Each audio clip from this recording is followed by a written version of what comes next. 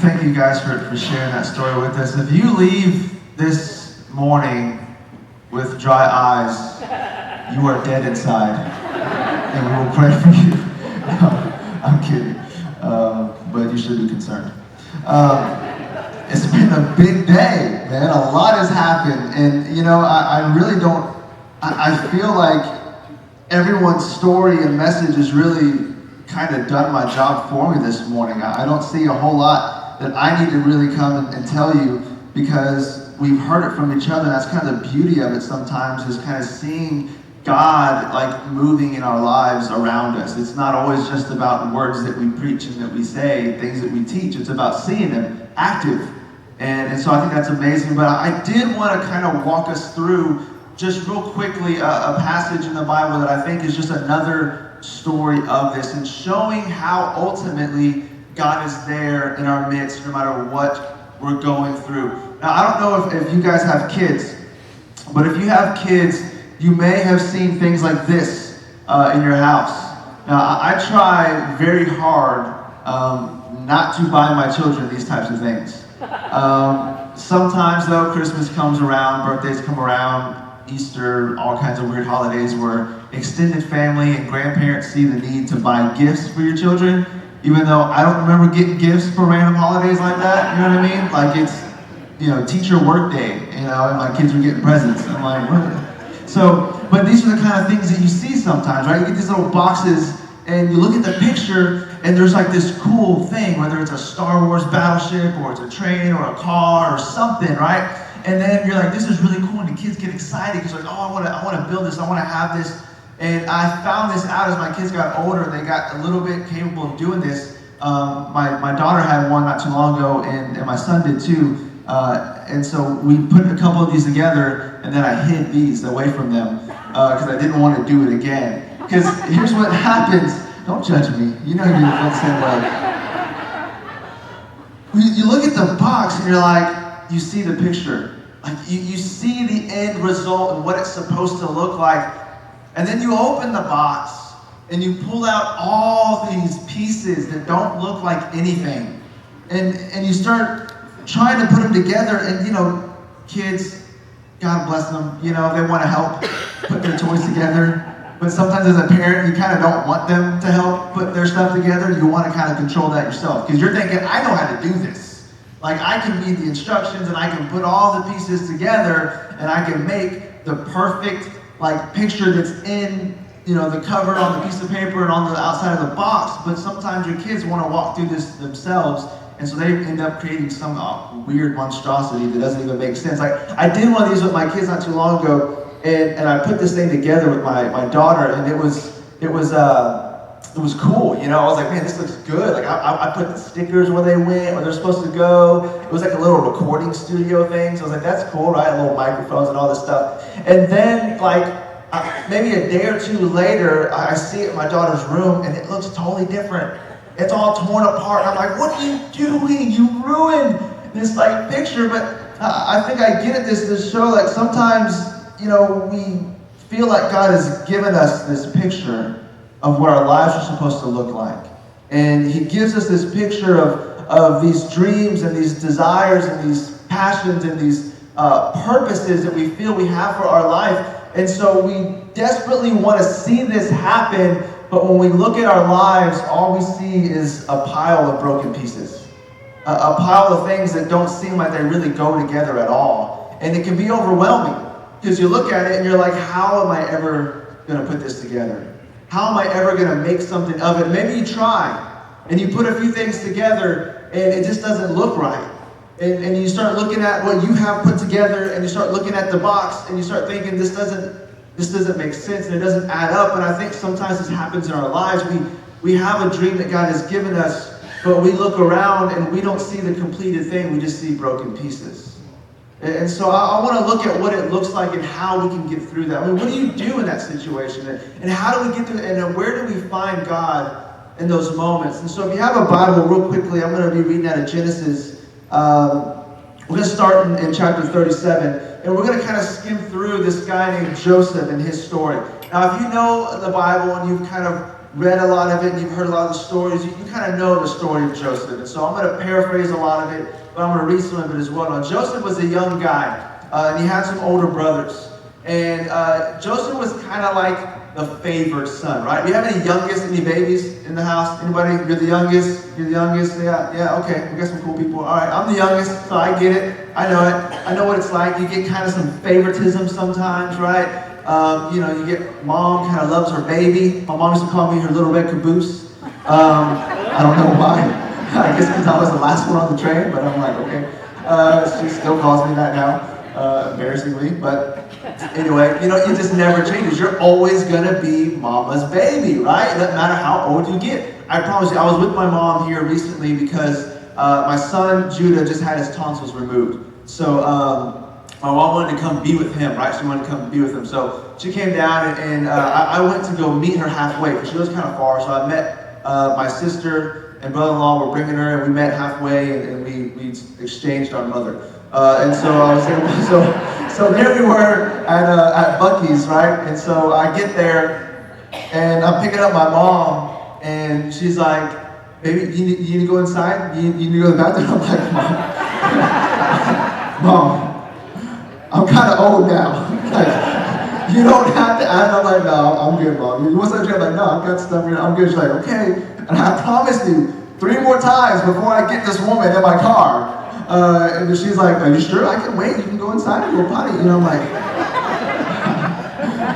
"No, Mom, I'm okay." So, it doesn't matter how old you get, like, you're always going to be your mom's baby, right? So Joseph was his daddy's baby. Like, he was the youngest, and his dad loved him, and his brothers didn't like that too much. So long story short, his brothers didn't like him. They kind of plotted to kill him. And it turned out that they decided not to kill him. A couple of them thought they wouldn't do that. But before that happens, let's look at a picture of what Joseph does. And maybe wasn't the greatest idea, especially, granted his brothers already kind of didn't like him a whole lot. So Genesis 37, verse 5, it says that Joseph had a dream. And when he told it to his brothers, they hated him all the more. And he said to them, "Listen to this dream I had. We were binding sheaves of grain out in the field when suddenly my sheaf rose and stood upright, while your sheaves gathered around mine and bowed down to it." And his brother said to him, "Do you intend to reign over us? Will you actually rule us?" And of course, they hated him all the more because of his dream and what he had said. Now, God gave this dream to Joseph, and sometimes this happens to you, like God gives you a dream, and you start sharing it with everyone, and everyone looks at you like you're crazy, and some people look at you like they hate you, because how dare you have such a great dream for your life? How dare you think you're going to do something amazing and great for your family and for the kingdom? How dare you think you can overcome all that has come against you in your life and be something better than what you've ever been? And sometimes people aren't going to understand it, and sometimes people aren't going to get it, and sometimes you might want to keep that quiet for a little bit. But this is what happened with Joseph. He shared these stories, and he had more dreams like this, and he shared it with his family, and his brothers didn't like that. And so if you know the story, you know what happens next. His brothers find a way of getting rid of their problem, getting rid of their nuisance. And so instead of killing him, they decide to sell him, get something out of it, and sell him off into slavery. And I say this because I think it's important that we realize that God gave this dream to Joseph, and God-given dreams will always have a great outcome, but not necessarily an easy journey. And so we get caught up because God has given us dreams in our heart, and God has promised us some things in His Word, and we think that sounds great. And we look at the box and we're like, that is awesome. That sounds amazing. I want it. I want that picture. I want that life. God, I want that passion, that purpose, and that dream that you've placed in my heart. But then we expect the journey to be simple. And we look at the pile of pieces and we think, that's not simple. This is going to take a long time. And there's a whole lot of people that are going to come in and mess that up, and I don't know if I can fix it, but you got to rest assured, it's still a God-given dream. It's just not necessarily an easy journey to get there. So let's keep reading on. We'll skip down to chapter 39. Joseph, we know what happened. His brothers took him, they sold him into slavery. And it says that he was taken down to Egypt. Potiphar, an Egyptian who was one of Pharaoh's officials, the captain of the guard, bought him from the Ishmaelites and had taken him there. So now he's a slave for this high-ranking Egyptian. And it says this in verse 2, that the Lord was with Joseph so that he prospered and he lived in the house of his Egyptian master. So here's Joseph. Great dream. Now he's in pain. Great dream and promise from God, and now he's suffering through this journey. But in the middle of that, it says that God was with him. And I think it's important that we see that and we don't just skip over that. Because we look at that and we're like, oh, he was bought by Potiphar. He's a high-ranking Egyptian. He was bought by him, though. Like being a slave to someone who's rich is still being someone's slave. Like, this was not a good thing for Joseph. This wasn't what he wanted for his life. But even in that moment, the Lord was with him. And so if you've read the scriptures, you know the story. Joseph goes on and he does well. The Lord's with him. He had favor. I think Joseph, he kept his trust and his faith in God even in this moment. So he just kind of did what was right in front of him and did the best that he could. And so he prospered, and Potiphar put him in charge of a lot of things. He was basically running his house. Still a slave. Still separate from his family. Still lying awake every night thinking about how his brothers could betray him. How they could just give him up. I mean, we tend to forget about that part of the story. We move on in Joseph's story like everything's fine now because he's prospering and has favor, but he still thinks about his brothers who hated him so much that they sold him. He still thought about his father and how much he missed him. He still thought about the dreams that God had given him that surely did not look that they could possibly happen at this point.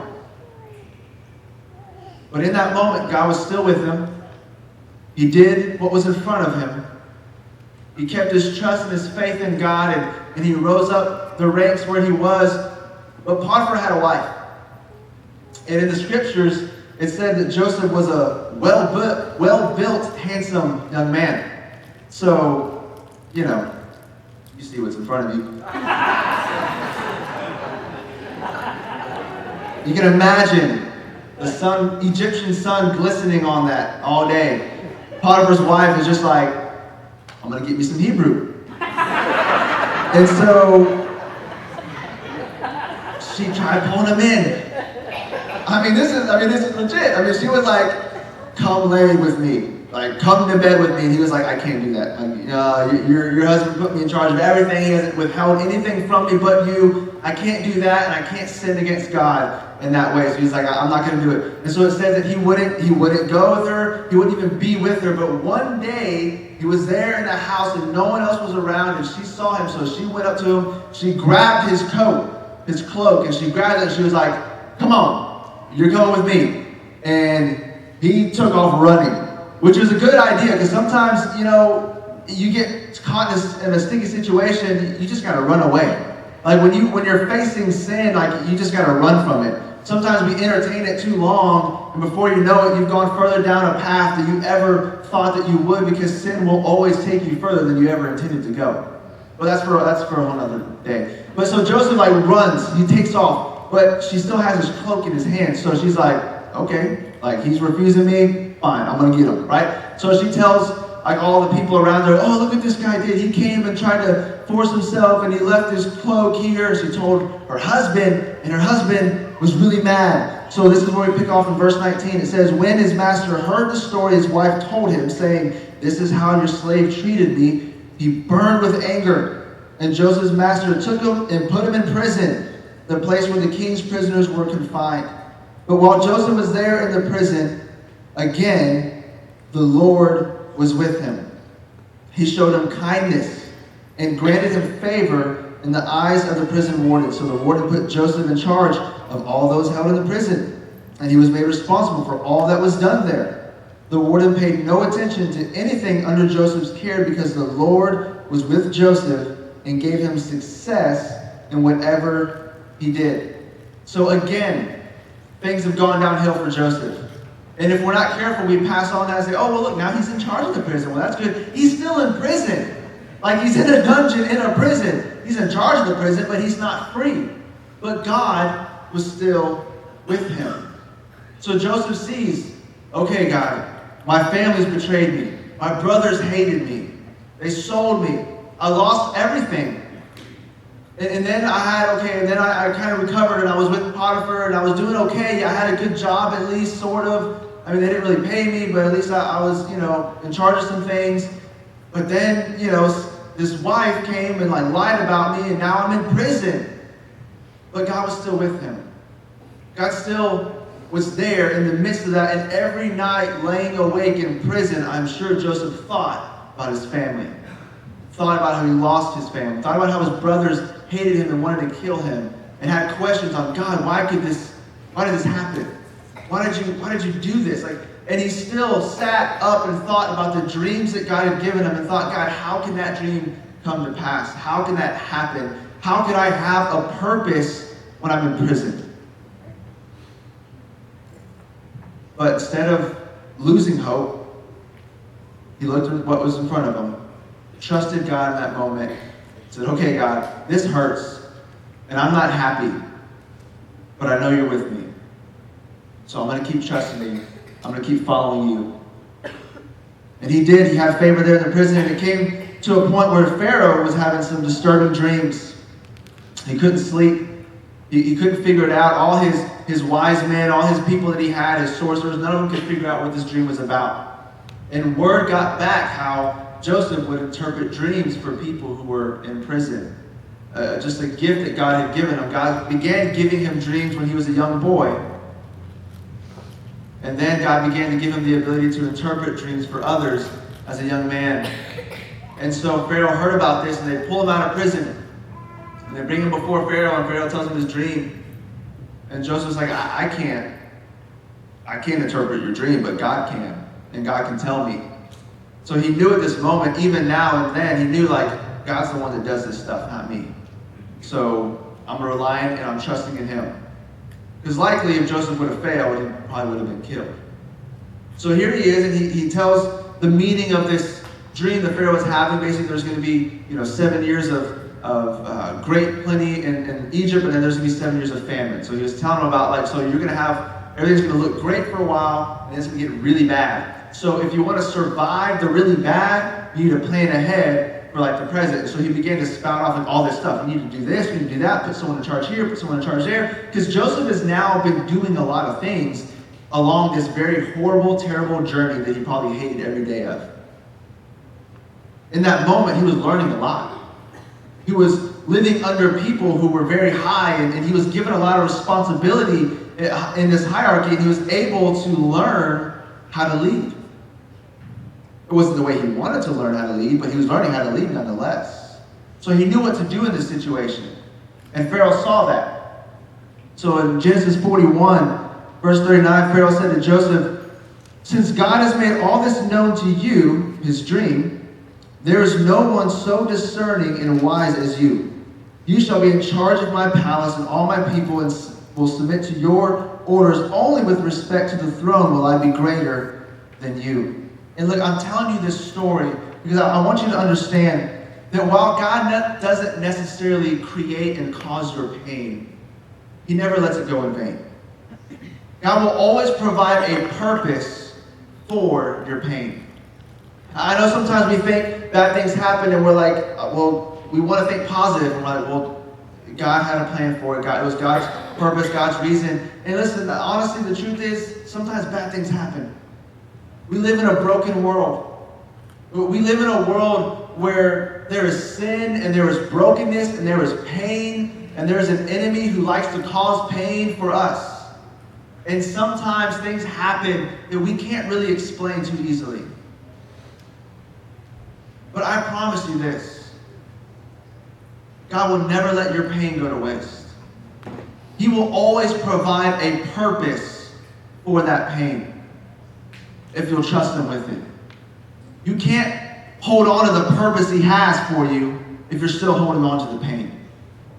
You got to choose. You can choose to hold that pain and say, God, I've suffered so much, and this pain has defined who I am, and I don't understand it, and I don't know why it happened, and I'm just going to hold on to it and allow it to create my identity and allow it to define who I am. Or you can let it go and say, God, I don't know why I've experienced this, but I know you can give me a purpose instead. And he allowed God to take that pain and give a purpose for it. Otherwise, it's in vain. Otherwise, it's for nothing. But God will never force you to go through pain without having a purpose for it. So Joseph went through some pain. He was beginning to find his purpose. He was put in charge, and if it wasn't for him, people wouldn't have survived. And it came to a point where they got through this great years of plentiful, and now the famine was hitting and setting in place, and people were having to come to their storehouses in order to get food for their family. And sure enough, Joseph's family showed up. The family that wanted him dead, the brothers that sold him into slavery, showing up to beg for food and provision. And here Joseph is, standing in front of his family that rejected him. The only person in the world with the power to save him. And it goes through a whole long story of what happened. He didn't tell him at first, and he was doing some things, and I know he was struggling internally on what to do and how to do it. I know part of him wanted to just bring his brothers before him and be like, I told you what would happen. Now you can bow down to me, and take God's dream that he'd given him and just twist it into his own personal revenge kind of thing, right? He could have really done, and some of that would have been warranted, right? We wouldn't really think, well, yeah, they sold you. They wanted to kill you. You should hurt them. You should imprison them. But he decided not to. And in Genesis 45, verse 4, Joseph looks at his brothers. He tells them, come close to me. And when they had done so, he said, I'm your brother, Joseph, the one you sold into Egypt. And he tells them, now don't be distressed. Don't be angry with yourselves for selling me here. Because it was to save lives that God sent me ahead of you. For 2 years now, there's been famine in the land. And for the next 5 years, there will be no plowing and reaping. But God sent me ahead of you to preserve for you a remnant on earth and to save your lives by a great deliverance. So then, it was not you who sent me here, but God. When I think about this, that ability to see the purpose through the pain, and the dream that Joseph had as a young boy, must have meant something different to him now. When he was a kid, I think it was about him being important. I think to him it was about him being someone special, about other people looking up to him. As he got older, I think he began to see that dream was about serving. It was about him laying down his life for others. He lost his childhood, his young adult years. He suffered through them. What should have been a great time in his life of growing up and becoming a man and having a family, he was in slavery. He was in prison. He was afraid for his life every day.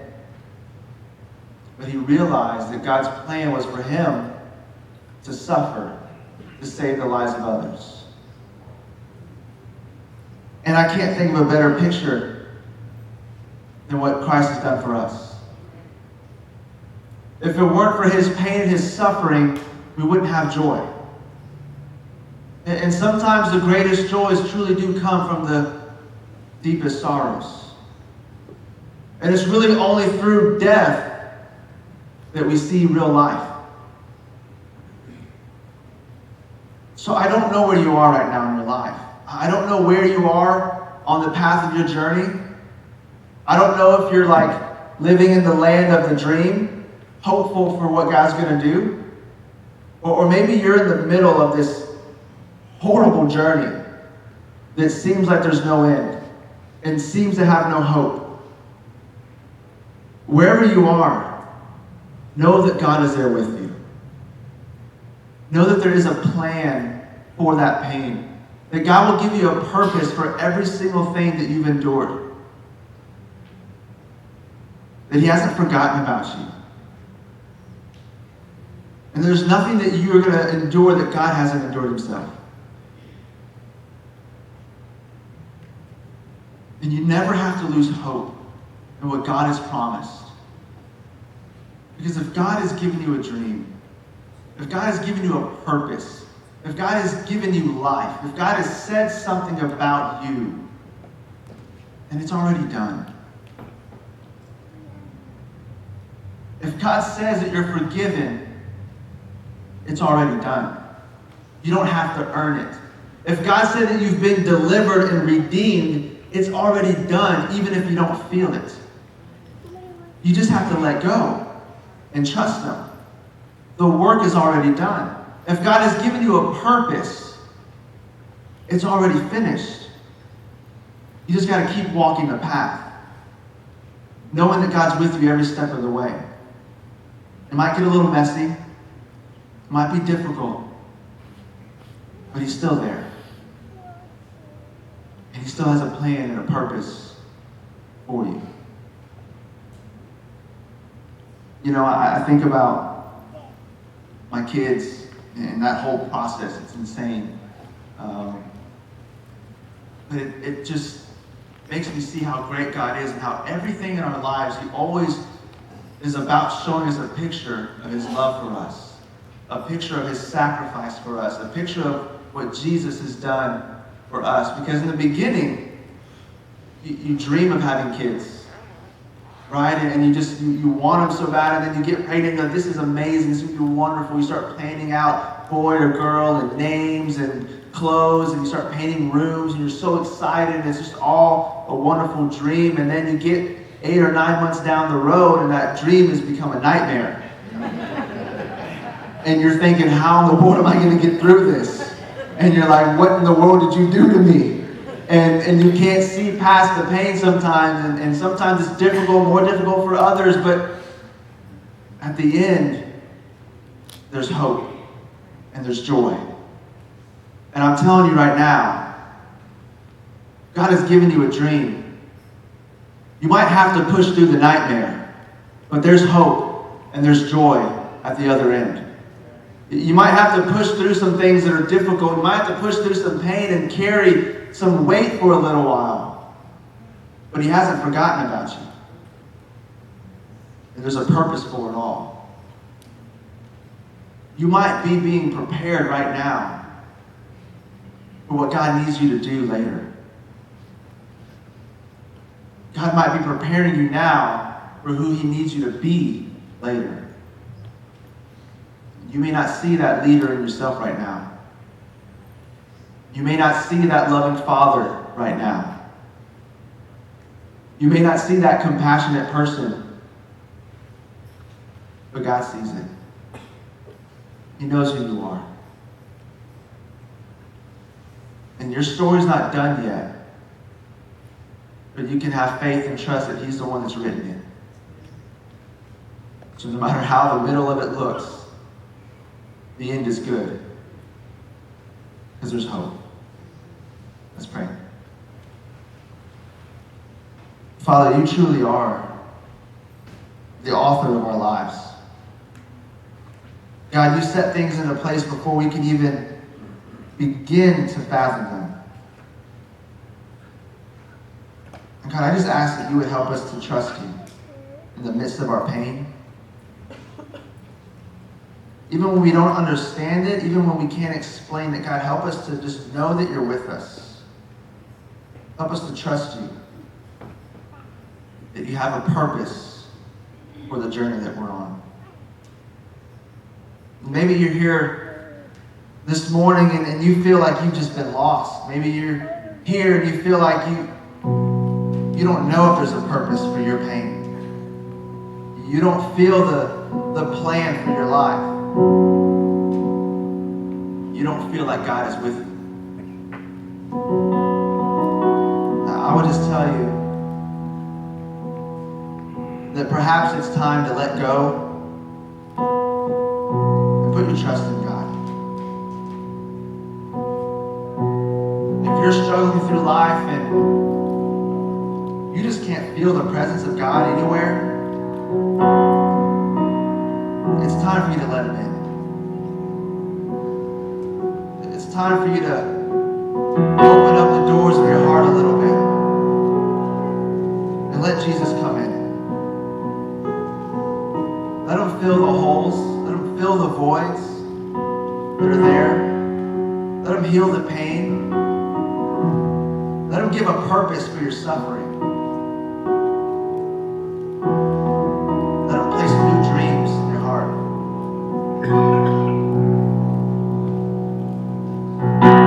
It's simple.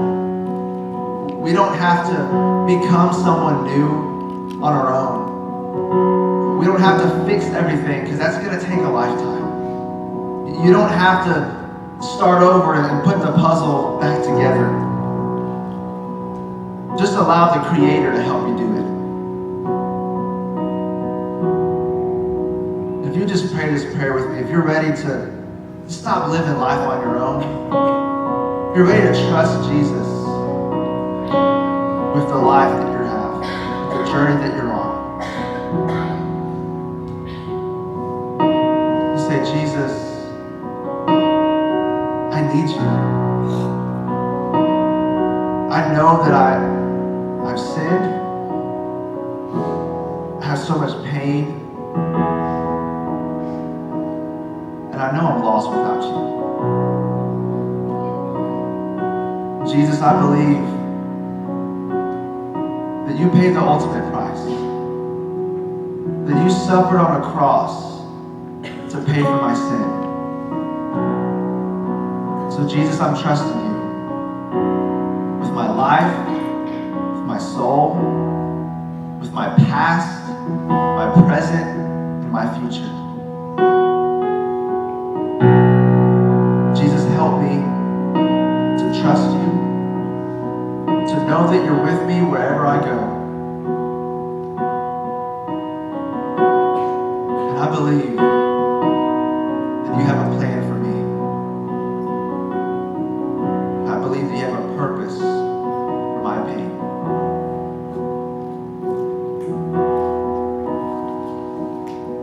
God, help every person in this room, every person hearing this, know that they're not alone in their suffering.